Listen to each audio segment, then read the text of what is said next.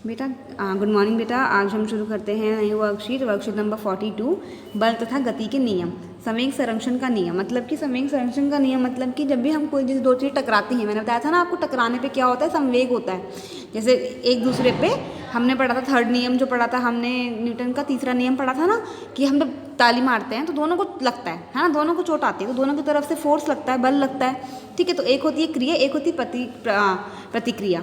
ठीक है, तो यही है ये चीज़। ठीक है, क्या होती है, इनका जो संवेग होता है वो पहले भी उतना है, टकराने से पहले भी उतना ही होता है, टकराने के बाद भी उतना ही होता है। अब ये कैसे होता है ये हम पढ़ेंगे। ठीक है, तो देखिए आप, जिज्ञासा दीदी, बंदूक से गोली छोड़ने पर पीछे की ओर प्रतिक्षेपित क्यों होती है? जब हम गोली बंदूक से छोड़ते हैं तो पीछे की ओर क्यों धक्का लगता है? हमें बताया था ना मैंने आपको, ये एग्जाम्पल था धक्का लगने वाला। हम संवेग संरक्षण के नियम से आसानी से समझ सकते हैं जो गति के तीसरे नियम पर आधारित है। तो हमारा किस पर आधारित है? गति के तीसरे नियम पर। गति के तीसरे नियम में हमने क्या पढ़ा था कि एक क्रिया होती है, एक प्रतिक्रिया होती है। इस नियम के अनुसार दो वस्तु के संवेग का योग टकराने से पहले और टकराने के बाद बराबर रहता है। मान लो कि एक बॉल का क्या है, m1 v1 और उसका दूसरे का क्या है, m2 v2। तो क्या होता है कि वो हमेशा सेम रहता है, मतलब पहले भी सेम रहेगा और बाद में भी सेम रहेगा। टकराने के पहले भी, टकराने के बाद भी सेम रहेगा। ठीक है, क्या होता है फिर, जबकि उन पर कोई असंतुलित बल कार्य ना कर रहा हो, और उस पर कोई भी असंतुलित बल कार्य ना कर रहा हो, तब की बात कर रहे हैं हम। कोई बल कार्य कर रहा होगा तो वो नहीं होगा। या दो वस्तु का कुल संवेग टकराने की प्रक्रिया में अपरिवर्तन या संरक्षित रहता है। या इसको ऐसे भी कह सकते हैं कि जो दो वस्तुएं टकराती हैं तो उनके कुल संवेग टकराने की प्रक्रिया में अपरिवर्तनीय या संरक्षित रहता है। मतलब कि वो चेंज नहीं होता है, वो संरक्षित रहता है, जितना पहले था उतना ही बाद में रहता है। इसके अनुसार गोली और बंदूक का संवेग गोली छोड़ने से पहले विराम अवस्था शून्य है। तो क्या है, जब हमारी बंदूक है, ठीक है, गोली और बंदूक का संवेग गोली छोड़ने से पहले, मतलब कि जो गोली है हमारे बंदूक के अंदर ही है, तो दोनों चीज़ें क्या है, दोनों चीज़ें विराम अवस्था में है, मतलब कि उनका संवेग क्या है, दोनों का जीरो है। लेकिन गोली छोड़ने पर बंदूक गोली पर बल लगाकर उसको त्वरित करती है। जो बंदूक होती है वो क्या, गोली को त्वरित करती है ना, तभी तो गोली तेज भागती है आगे को। उसी समय गोली की भी बंदूक पर विपरीत दिशा में बल लगा, क्या होता है, हमने पहले पढ़ा था ऐसे, ये गन है, मान लो ये गन है, ठीक है, गन है एक, इसमें से क्या है, गोली निकली, ठीक है, गोली निकली, हाँ, और क्या करेगी, गोली जब निकलेगी तो पीछे की तरफ बल लगेगा थोड़ा सा, हाँ, तभी धक्का लगता है हमें, है, तो आगे की तरफ त्वरित हो गई। जो गोली है, जो हमारी बंदूक है, उसने गोली को त्वरित करा और गोली ने क्या करा, दूसरी तरफ बंदूक को त्वरित किया। ठीक है, त्वरित कर देती है, जिसकी वजह से कुल संवेग शून्य या संरक्षित ही रहता है। कुल संवेग क्या होता है, संरक्षित, मतलब कि जितना पहले था उतना ही बाद में, या फिर शून्य ही रहता है। मतलब दोनों को अगर हम माइनस करेंगे तो क्या हो जाएगा, शून्य हो जाएगा, दोनों का सेम होगा, तो क्या होगा, संवेग संरक्षित ही रहता है। आगे हम पढ़ते हैं, इसका पूरा समीकरण पढ़ते हैं आगे हम। देखो, माना कि संवेग संरक्षण के नियम के लिए समीकरण, माना कि दो गेंद A और B जिनका द्रव्यमान क्रमश ma और mb है, एक सरल रेखीय दिशा में वेग क्रमश u1 तथा u2 की गति कर रहे हैं और इन पर कोई अन्य संतुलित बल नहीं लग रहा है। मान लो हमारे पास दो बॉल्स हैं, इनका जो मास है क्या है, m1 और m2, और इनकी जो प्रारंभिक वेग क्या है, वो है ma ले लेते हैं इसको, और हम इसको mb ले लेते हैं। तो ua है, इसका क्या है, ub, ठीक है, उन पे असंतुलित बल कोई कार्य नहीं कर रहा है अभी। माना जो u है बड़ा है ub हो, तो वह t समय में एक दूसरे से टकराती हैं, जिसमें गेंद a b पर F बल लगाती है। मान लो कि हमारा जो u है वो ज़्यादा है ub से, जो प्रारंभिक वेग है a का, वो ub से ज़्यादा है, तो उस पर क्या होता है, उस समय क्या होता है, जो हमारी बॉल है, जो हमारी बॉल a है, जो हमारी a बॉल है, ठीक है, वो b पर बल लगा रही है। कौन सा बल, FAB, हम उसको क्या नाम देंगे, FAB। जब A वाली बॉल B पे वो बल लगा रही है तो हम उसको बोलेंगे, उस फोर्स को बोलेंगे FAB। ठीक है, अगर बाद में, अगर तथा गेंद B A पर, अगर B जो है वो उस पर बल लगा रही है, ठीक है, जब B है तो वो A पे बल लगा रही है, तो हमारा जो फोर्स होगा वो क्या हो जाएगा, FBA। जब B A पर बल लगाएगी तो हम उसे FB लिख देंगे। और टकराने के बाद उनका वेग क्रमश VA और VB हो जाता है। देखो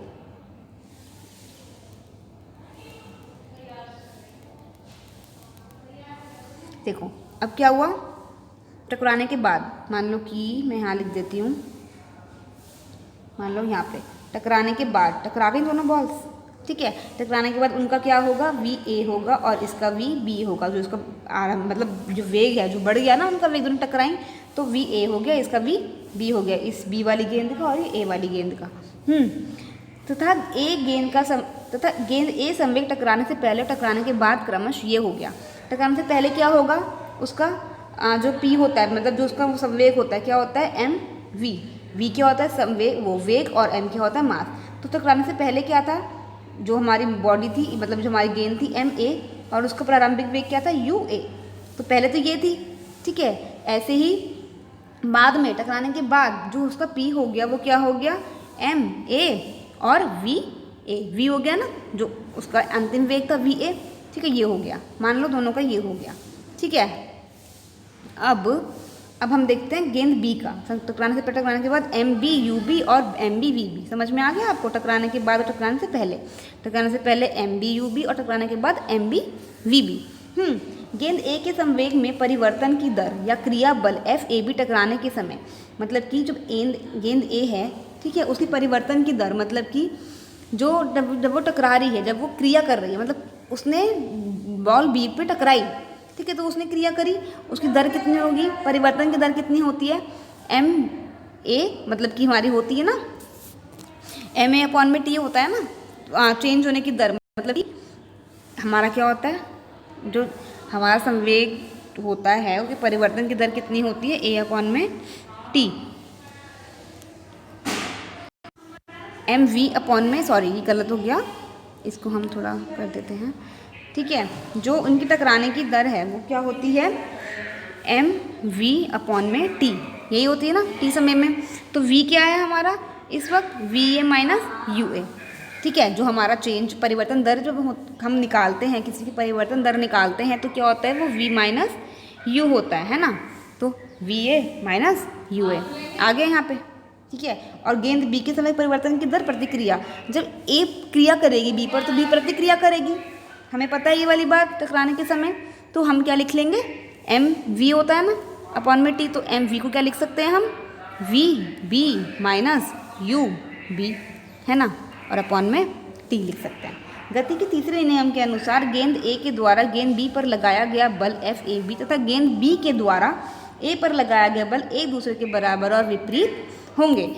हमने ये पढ़ा था कि दोनों क्या होंगे, जो एक दूसरे पर बल लगा रहे हैं वो क्या होंगे, लगाया गया बल बराबर होंगे या विपरीत, और विपरीत भी होंगे, क्योंकि एक बल देखो यहाँ लग रहा है और एक बल यहाँ लग रहा है, लेकिन है दोनों बराबर, लेकिन डायरेक्शन क्या दोनों की ऑपोजिट है। तो हम क्या लिख सकते हैं, f a equal to minus f b है। माइनस क्यों लिखा, क्योंकि विपरीत दिशा में है।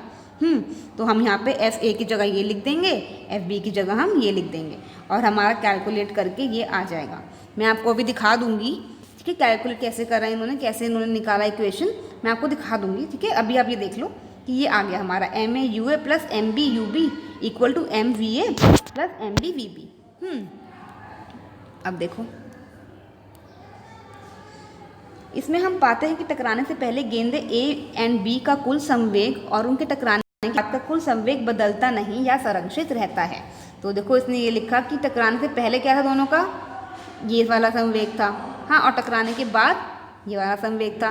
तो दोनों का जो कुल संवेग होता है, ठीक है, टकराने से पहले और टकराने के बाद दोनों बॉलों का, तो वो बदलता नहीं है और संरक्षित रहता है। समझ में आ गया। अब देखो क्वेश्चंस देख लेते हैं। संवेग संरक्षण का नियम ये हम लिख देंगे, ठीक है। हवा से भरे गुब्बारों की हवा निकालने पर तेजी से इधर उधर क्यों भागता है, पता क्यों भागता है, क्योंकि जो उसके अंदर से हवा निकलती है वो क्या बल लगाती है, ठीक है। उसके अंदर से हवा निकलती है तो पीछे की ओर जाता है बलून, है ना, उधर उधर जाता है ना, जहाँ से उसकी हवा निकलती है उधर घूमता है वो, इसलिए क्योंकि जो उसका बल लग रहा है, जो प्रतिक्रिया हो रही है उस पर, वो पीछे की ओर हो रही है। रॉकेट में आग लगने पर वो तेज़ी से ऊपर क्यों तरफ उठता है, जब आग लगती है तो क्या होता है, बहुत तेज़ी से जो धुआं निकलता है, मतलब प्रेशर, जो हमारा प्रेशर बनता है एयर का, जो हम जलाते हैं उसको, तो एयर नीचे की तरफ जाती है। मान लो ये रॉकेट है ना, मान लो ये रॉकेट है, तो जो एयर होती है वो नीचे की तरफ जाती है, प्रेशर लगाती है, और उसी प्रेशर सेम प्रेशर से रॉकेट हमारा ऊपर की तरफ उड़ता है। ठीक है, तो तेज़ी से ऊपर क्यों उड़ता है? क्योंकि संवेग संरक्षण के कारण वो उड़ता है, क्योंकि जो हमारा नीचे की तरफ जो बल लग रहा है, क्योंकि उड़ने से पहले और उड़ने के बाद दोनों का जो संवेग है वो बराबर रहता है, ये लिख सकते हैं इसमें हम। ठीक है, दिए गए संवेग संरक्षण के समीकरण को पूर्ण कीजिए। कर नहीं सकते आप ये। यहाँ पे क्या आएगा? एम ए यू ए, और यहाँ पे क्या आएगा? एम ए वी ए, तो यहाँ पर आएगा एम बी, यहाँ पे क्या आएगा? M b u b. ठीक है, ये तो पता ही है। दो गेंदों में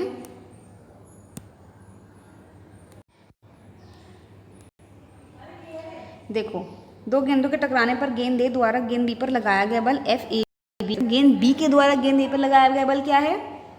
एफ बी ए, है ना। एक दूसरे के क्या होंगे?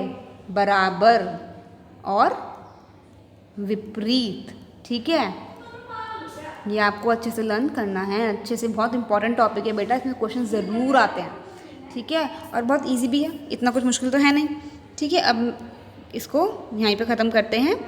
ठीक है, अब